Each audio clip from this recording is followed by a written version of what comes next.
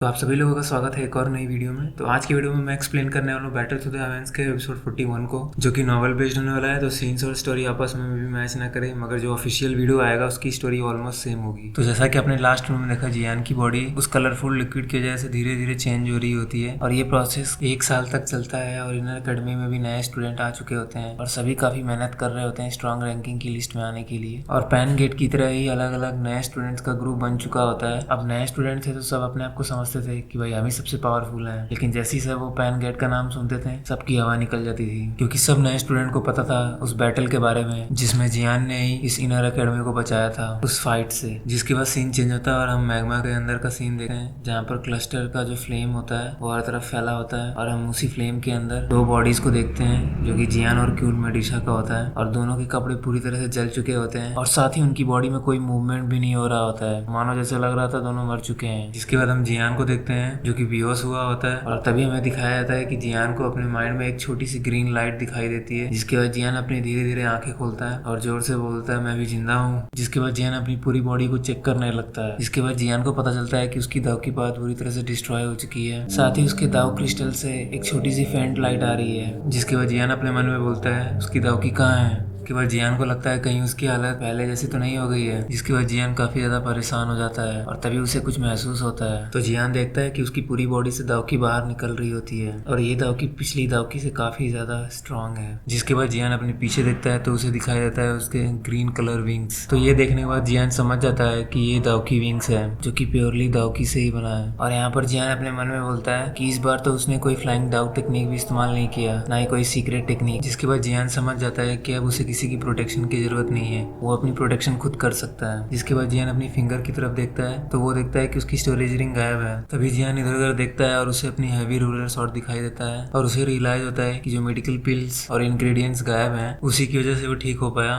जिसके बाद जियान दूसरी तरफ देखता है और वो देखता है क्वीन मेडुसा को और उसकी स्नेक स्पिरिट उसके साथ लगभग मर्ज हो ही चुकी है। तो इसकी वजह से क्वीन मेडुसा की स्ट्रेंथ काफी ज्यादा बढ़ जाएगी। जिसके बाद जियान अपने मन में सोचता है कि ये पगली तो पहले मेरे को लगभग मार ही चुकी थी, लेकिन मास्टर की वजह से मैं बच गया। लेकिन अब मैं अपनी प्रोटेक्शन कर सकता हूँ क्योंकि मैं अब दावांग क्लास में पहुंच गया हूँ। जिसके बाद जियान अपने मन में ही बोलता है कि जितने भी दावांग क्लास के नीचे हैं सब चींटी के बराबर है और ये झूठ नहीं है। और तभी हम देखते हैं कि जियान के ऊपर दोबारा हार्ट फ्लेम हमला कर देती है। तो जियान जल्दी से अपनी दावकी को बाहर निकालता है और अपनी पूरी बॉडी को कवर कर लेता है। लेकिन तभी जियान को महसूस होता है कि हार्ट फ्लेम अब उसको कुछ भी नहीं बिगाड़ सकती, क्योंकि जियान की बॉडी उससे बर्न नहीं हो रही होती है। और तभी जियान के चेहरे के ऊपर एक स्माइल आती है और वो तैयार हो जाता है हार्ट फ्लेम को पकड़ने के लिए। मगर हार्ट फ्लेम बार बार जियान के ऊपर हमला कर रहा होता है। तो जियान हार्ट फ्लेम को बोलता है यार तेरे को चैन नहीं मिला मेरे को इतनी बार जलाने के बाद। मगर बार बार हार्ट फ्लेम जियान के ऊपर हमला कर रहा होता है, लेकिन जियान की बॉडी बार बार हील हो जा रही होती है उस कलरफुल लिक्विड की वजह से। जिसके बाद हम देखते हैं जियान और फॉलन हार्ट फ्लेम के बीच में चूहे बिल्ली का खेल शुरू हो जाता है, जहाँ पर जियान बिल्ली होता है और फॉलन हार्ट फ्लेम एक चूहा। जिसके बाद फॉलन हार्ट फ्लेम समझ जाता है कि उसकी जान को खतरा है, इसीलिए वहां से जाने लगता है। जिसके बाद जियान उसके पीछे चला जाता है उसे पकड़ने के लिए। और यहाँ पर हम देखते हैं कि जियान की स्पीड पहले से काफी ज्यादा बढ़ चुकी है और थोड़ी ही देर बाद जियान फॉलन हार्ट फ्लेम को पकड़ लेता है। जिसके बाद जियान काफी ज्यादा खुश होता है और वो वहीं पर बैठ करके अपनी ग्रीन लोटस फ्लेम से फॉलन हार्ट फ्लेम को रिफाइन करने लगता है।